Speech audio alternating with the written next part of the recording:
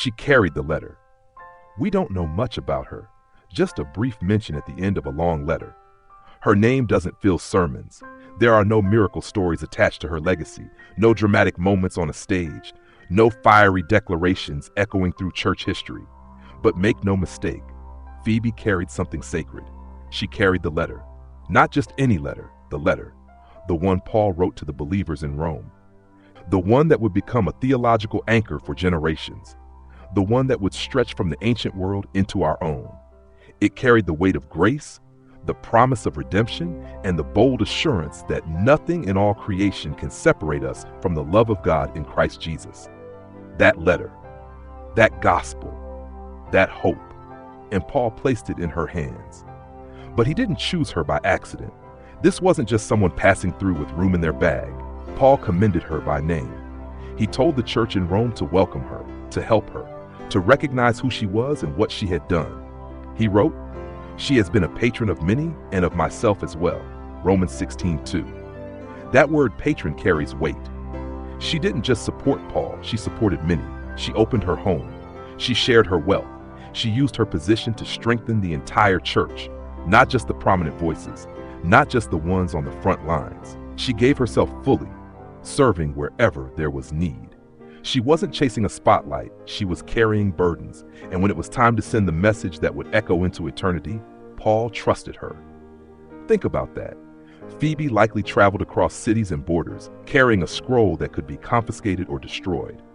She walked into risk. She entered the heart of the empire, armed only with parchment, courage, and love for the church.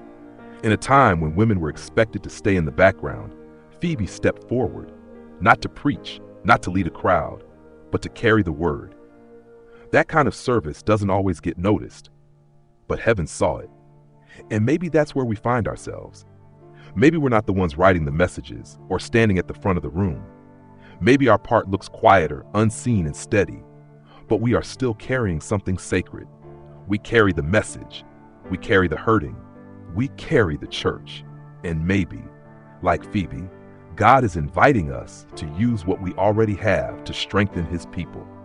You might not be called to write a letter to the Romans, but you can be a patron to those who are doing the work. You can support a missionary or a ministry. You can open your home so others can gather for prayer or study. You can prepare a meal for those serving. You can help with the logistics that keep ministry moving forward. You can send the invitations, share the message online, or simply offer encouragement when someone grows weary. Every quiet act of faithfulness carries the gospel a little farther. Sometimes the most powerful ministry isn't found in the spotlight. It's found in the hands that carry grace from one heart to another.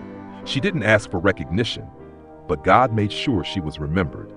She didn't write Romans, but she made sure it got there. And that was enough. What small act of service are you carrying this week? It might not make headlines, but heaven sees you. I'd love to hear your thoughts below. How have you seen God use simple acts of faithfulness to make a lasting impact? Your story might be the reminder someone else needs today.